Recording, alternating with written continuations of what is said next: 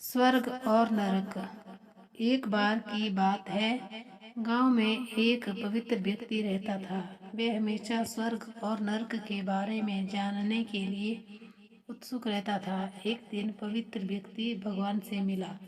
जब वह भगवान से मिला तो उसने पूछा, प्रभु, क्या आप मुझे बता सकते हैं कि स्वर्ग और नरक कैसा है? भगवान मुस्कुराए और उसे दूसरी दुनिया में ले गए। वहाँ वे दो दरवाजे के सामने खड़े थे। भगवान ने उसे जाने के लिए कहा और प्रत्येक दरवाजे के अंदर खुद जाकर देखने के लिए कहा। पवित्र व्यक्ति ने जाकर पहला दरवाजा खोला। वहाँ उसने एक बड़ी गोल मेज देखी जिसके चारों ओर लोग बैठे थे। मेज के बीच में स्वादिष्ट सूप का एक बड़ा बर्तन रखा गया था। वहाँ बैठे सभी लोगों के हाथों में बहुत लंबे चम्मच थे। मेज के बीच में स्वादिष्ट सूप के बर्तन तक पहुंचने के लिए चम्मच काफी लंबे थे, लेकिन लंबे चम्मच के कारण भोजन से भरा चम्मच लोगों के मुंह में नहीं ले पा रहा था।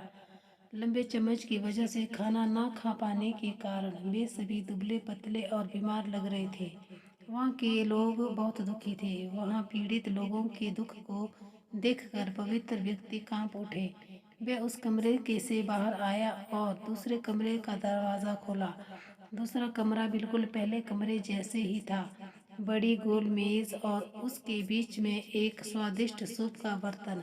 वहाँ बैठे सभी लोगों के हाथों में लंबे चम्मच थे, लेकिन यहाँ के लोग स्वस्थ थे। वे एक दूसरे से बातें कर रहे थे और खाना खा रहे थे। पवित्र व्यक्ति ये देखकर प्रसन्न हुआ और उस कमरे से बाहर आ गया।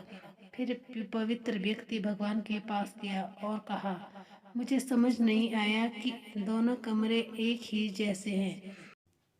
फिर भी एक कमरा दुख से भरा है और दूसरा सुख से भरा है। भगवान ने उसे समझाया, आपने देखा कि लंबे चम्मच दूसरों को खिलाने के लिए ठीक ठाक हैं, लेकिन खुद को खिलाने के लिए ठीक नहीं है। आप जिस कमरे में पहले गए थे वह नरक था। वहाँ के लोग लालची हैं और केवल अपने बारे में सोचते हैं, दूसरे की मदद नहीं करना चाहते, जिसके कारण वे अपना पेट नहीं भर पा रहे हैं और दुख झेल रहे हैं। और दूसरा कमरा स्वर्ग है।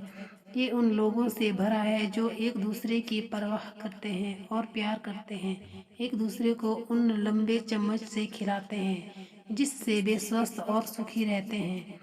शिक्षा। यदि हम एक दूसरे का समर्थन और देखभाल करें तो हम अपने जीवन को स्वर्ग बना सकते हैं और खुशी से जी सकते हैं।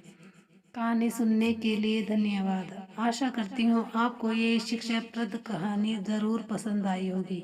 चैनल पर नए हैं तो चैनल को लाइक, कमेंट और सब्सक्राइब करें।